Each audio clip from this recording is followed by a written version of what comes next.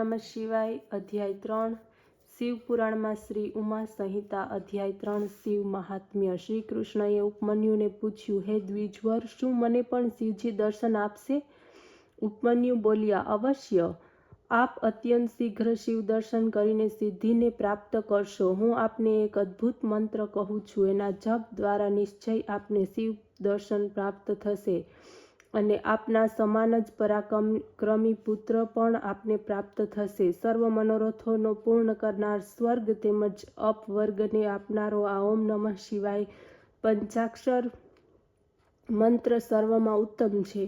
સનતકુમાર બોલ્યા કે આ રીતે શિવ મહિમા તેમજ મંત્ર મહિમા કહેતા ઉપમન્યુએ 8 દિવસ તથા 2 ઘડીનો સમય લાગી ગયો. એ પછી 9મા દિવસે જઈને ઉપમન્યુએ શ્રીકૃષ્ણને દીક્ષા આપી અને અર્થવર્ષિના શિવ મહામંત્રનો ઉપદેશ કર્યો.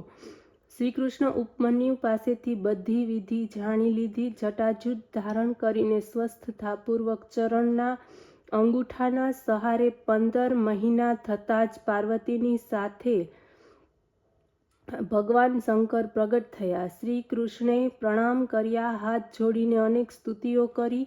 એ પછી એકવાર શ્રી પાર્વતી તરફ જોઈને પ્રસન્ન થતાં શિવજી શ્રીકૃષ્ણને કહેવા લાગ્યા, હે શ્રીકૃષ્ણ, હું જાણું છું આપ મારા પરમ ભક્ત તેમજ દ્રઢ વ્રતી છો. આ સમયે હું તમને દુર્લભ વરદાન આપવા તૈયાર છું. ત્યારે વારંવાર પ્રણામ કરતા શ્રીકૃષ્ણ બોલ્યા, હે દેવાધિદેવ મહાદેવ, હું તો 8 વરદાન માગું છું. મારી બુદ્ધિ હંમેશા ધર્મમાં લાગેલી રહે, હું સર્વ સંસારમાં અક્ષય યશને પ્રાપ્ત કરનારો થાઉં, આપની નજીક મારો નિવાસ હો, હું આપની દ્રઢ ભક્તિ કરું, મને 10 પરાક્રમી પુત્રોની પ્રાપ્તિ થાય, હું યુદ્ધમાં ઘમંડી શત્રુઓ ઉપર વિજયને પ્રાપ્ત કરું, મારા શત્રુઓનો નાશ થાય, સર્વયોગીજનોને હું પ્રિય થાઉં. આ સાંભળીને શિવજીએ કહ્યું, હે શ્રી કૃષ્ણ, તથાસ્તુ.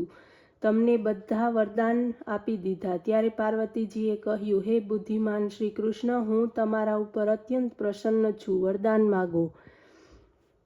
ત્યારે શ્રી કૃષ્ણએ કહ્યું, હે દેવી, હું હંમેશા બ્રાહ્મણોની સેવા કરનારો થાઉં, માતા પિતાનો ભક્ત બનું. પાર્વતી બોલ્યા, હે માધવ, તમારા માગેલા સર્વ વરદાન મેં તમને આપ્યા છે. આ પછી ભગવાન શંકર પાર્વતીની સાથે અંતર્ધ્યાન થઈ ગયા. જેના મનોરથ સફળ થાય છે તેવા શ્રીકૃષ્ણ ઉપમન્યુની પાસે પહોંચ્યા. ઉપમન્યુને પ્રણામ કરીને વરદાન પ્રાપ્તિનો સર્વ વૃત્તાંત કહી સંભળાવ્યો. ત્યારે ઉપમન્યુ બોલ્યા, હે માધવ, ભગવાન શંકર સિવાય ઉત્તમ વરદાનો કોઈ પણ આપી શકે તેમ નથી. શિવજીની લીલાઓ અનંત છે, તેથી તમે હંમેશા ભગવાન શિવનું ધ્યાન કરતા રહેજો. સનતકુમાર બોલ્યા. આટલું કહીને શ્રીકૃષ્ણ ઉપમન્યુને પ્રણામ કર્યા પછી એનાથી જ્ઞાન પ્રાપ્ત કરીને પોતાની દ્વારકામાં પાછા ફર્યા. અયોધ્યાપતિ શ્રી રામચંદ્રે પણ ભગવાન શંકરની આરાધના દ્વારા દિવ્ય અસ્ત્રોને પ્રાપ્ત કરીને સમુદ્ર ઉપર સેતુ બંધન કરીને સીતાજીને પ્રાપ્ત કર્યા હતા.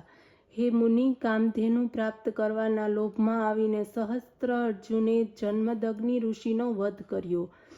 આ સમાચાર જ્યારે પરશુરામે જાણ્યા ત્યારે પિતાનો બદલો લેવાના હેતુથી પરશુરામે ભગવાન શંકરને પ્રસન્ન કરીને એના દ્વારા માત્ર સહસ્ત્રાર્જુનને નહીં પરંતુ પૃથ્વી પરના સર્વ ક્ષત્રિયોનો 21 વાર કાપી નાખ્યા. સાતશૃક નામના મનુપુત્ર વશિષ્ઠ ઋષિના શાપથી મરુસ્થળમાં મૃગ થયા. પોતાના હૃદયમાં ઓમકારયુક્ત શિવજીનું ધ્યાન છોડ્યું નહીં. પછી દંડક વનમાં જઈને રહેવા લાગ્યા. એમને ત્યાં રહેતા રહેતા ઘણો સમય વીતી ગયો. ત્યારે શિવજીએ એમના ઉપર કૃપા કરીને એમને શ્રી ગણેશનો ગણ બનાવી જરામરણથી રહિત કરી દીધા. મુનિ ગર્ગની આરાધનાથી પ્રસન્ન થઈને શિવજીએ સર્વ દુર્લભ મુક્તિ કાલજ્ઞાન પોતાની ઈચ્છા પ્રમાણે વિચારવા માટેની ભૂમિ, સરસ્વતી પાર થવાને માટે સામર્થ્ય તેમજ મહાપરાક્રમી 1000 પુત્ર વગેરેનું વરદાન આપ્યું.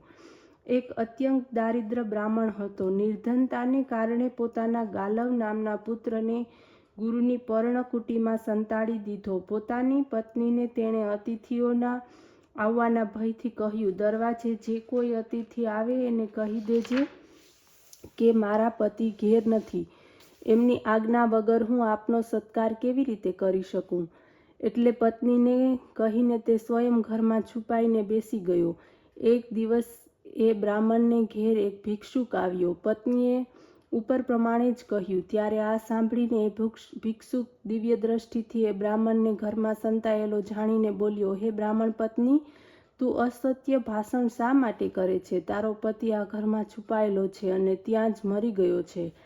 ભિક્ષુક તો આમ કહીને જ ચાલતો થયો. પછી એ બ્રાહ્મણ પુત્ર ગાલવના વિશ્વામિત્ર દ્વારા આ વૃત્તાંત જાણવામાં આવ્યું. તે ઘરમાં પહોંચ્યો. પોતાની માતાની પાસેથી શાપનું સર્વ વૃત્તાંત જાણીને એણે મહાદેવને કઠિન આરાધના તેમજ તપસ્યા કરી, જેનાથી પ્રસન્ન થયેલા મહાદેવે એના પિતાને જીવતો કર્યો. ઓમ નમઃ શિવાય.